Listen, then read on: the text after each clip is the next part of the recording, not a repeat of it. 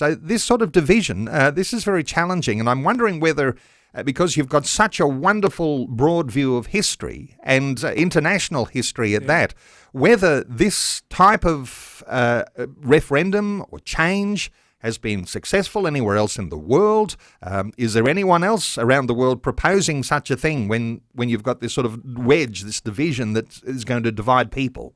Yes, Australia obviously can learn from other countries.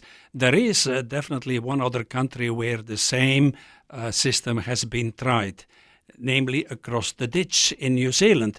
In 1975, the Waitangi Tribunal was established, which is basically the equivalent, the New Zealand equivalent of The Voice. It started out as a non-binding advisory group to the government, but since 1975 it has been able to arrogate to itself many rights. Now they make pronouncements about taxation, about social welfare, about climate change, anything you can possibly think of. It is very much embedded into the New Zealand society, and they run to some extent the government as well. Now, you may not know this, but 5 members of parliament in New Zealand, or 5 seats, are dedicated to Maoris. So, in other words, the general population can't run for these seats because they are dedicated to, allocated to Maoris. Well, the question should be asked whether perhaps in the future, say in 20 years from now, if The Voice were to be successful, we might have a parliament where, say, 5 or 10 seats will be dedicated to indigenous people.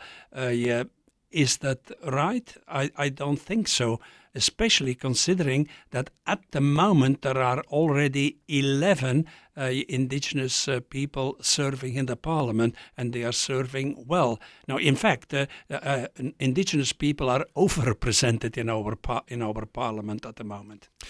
It is a relevant argument to talk about the number of indigenous people who are in our parliament at the present time, but in the next election cycle, they could all be removed, and we could have no indigenous people representing us in the parliament. So does it mean that even though, even if there is a no vote, somehow or other there needs to be some way of putting in place an ability for indigenous representation at parliamentary level?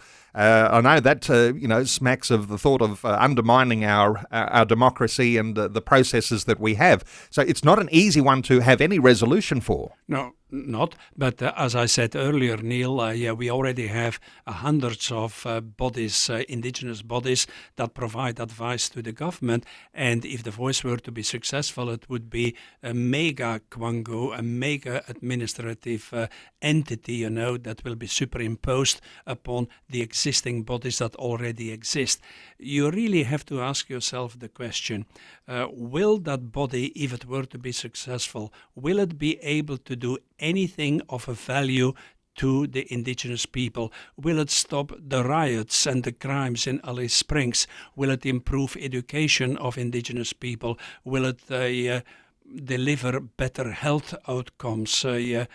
What will it do for the indigenous people? Will it indeed promote their life? Will it improve their lives? Not very likely, I would say, because a bureaucracy has a tendency only to look after themselves, the elites, and not the people who actually need to rely upon government assistance. So when we already have all of these layers of bureaucracy, I have heard the argument that creating a voice to the parliament is simply another level of bureaucracy, and maybe it absorbs people from other levels and makes a super level of bureaucracy. But as you say, there's no guarantees that anything that will be decided or extra funding even filters down into those communities which we might all recognise are in desperate need. And this is one of the complaints, isn't it, from the Aboriginal community? All this money is being spent on Aboriginal Torres Strait Islander issues, but why is it not actually finding its way into communities and helping people right at the place where they need it? Yes, That seems to be a perennial problem.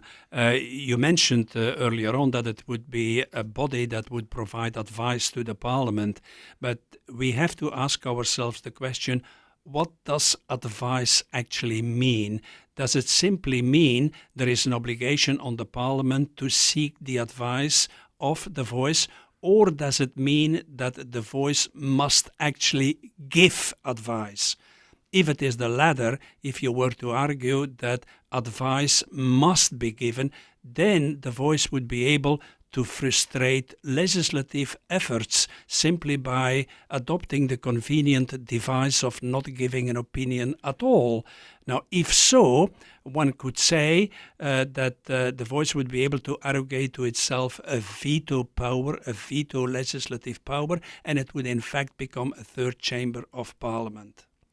So that would happen, even though that may never have been the intention. Surely. The sinister side is that there would be some who recognise that could be an intentional way of bringing change to their own political means. So nothing is without some level of controversy in the conversation we are having today. I do want to invite listeners to join into our conversation. And as you can hear, it's a deeper level of conversation than you're hearing most places. You might like to join in. You might be someone who is planning to vote yes. You might be planning to vote no. We're interested in hearing from you today. So our talkback line open on 1-800 316 316. Our very special guest is Gabriel A. Moens, Emeritus Professor of Law at the University of Queensland. He served as Pro-Vice-Chancellor and Dean of Law at Murdoch University. There's so many strings to his bow. He's the co-author of a seminal work, The Constitution of the Commonwealth of Australia Annotated. He is an expert in constitutional law, and your opportunity to interact today. 1-800 316 316. Back with more in just a few moments.